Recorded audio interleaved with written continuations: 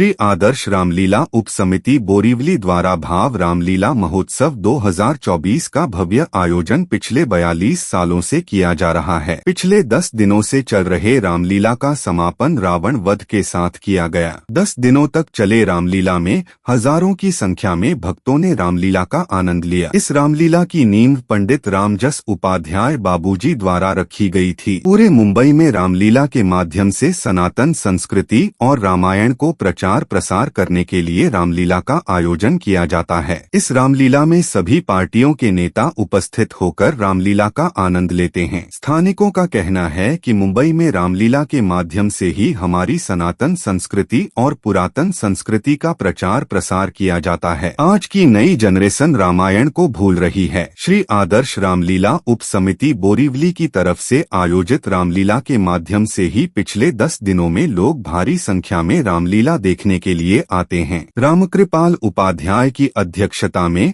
मुंबई में एकमात्र बोरीवली में ही श्री आदर्श रामलीला उप समिति बोरीवली की तरफ से ही रामलीला आयोजित की जाती है। आदर्श रामलीला उप समिति द्वारा आयोजित रामलीला में आने का सौभाग्य हुआ और राज्याभिषेक में प्रभु राम का राज्याभिषेक का दर्शन करने का अवसर मिला। प्रभु के चरणों में जल्द ही महायुति की सरकार बनके वहाँ के भी राज्याभिषेक का अवसर हम सबको मिले, यही प्रार्थना करता हूँ। वर्षों से आदर्श रामलीला उप समिति बोरीवली में आना होता है। पहले सम्माननीय स्वर्गीय रामजस उपाध्याय जी का आग्रह होता था और उनके बाद रामकृपाल जी ने उस परंपरा को आगे बढ़ाया है।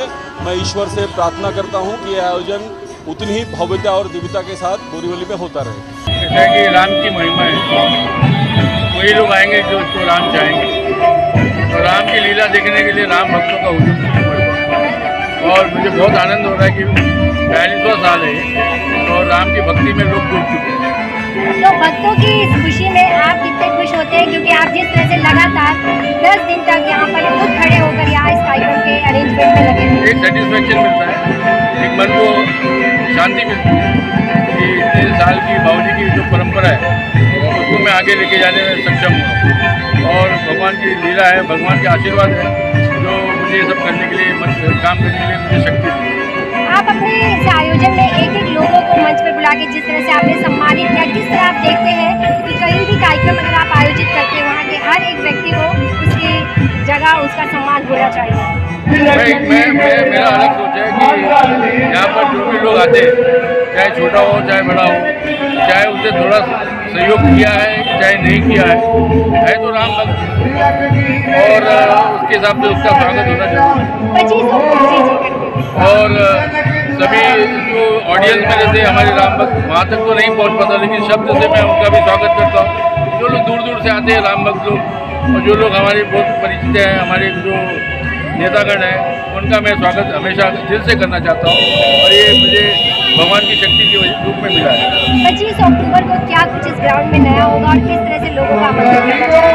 25 अक्टूबर यहाँ पर हिंदी भाषी संघ हमारी जो एक संस्था है उसके माध्यम से हम यहाँ पर विशाल कवि सम्मेलन का आयोजन किया है और इस कवि सम्मेलन में देश के कोने कोने से यहाँ पर कवि लोग आने वाले हैं, कवित्री आएंगी और 10 दिन की लीला होने के बाद में उसका मज़ा अलग ही है।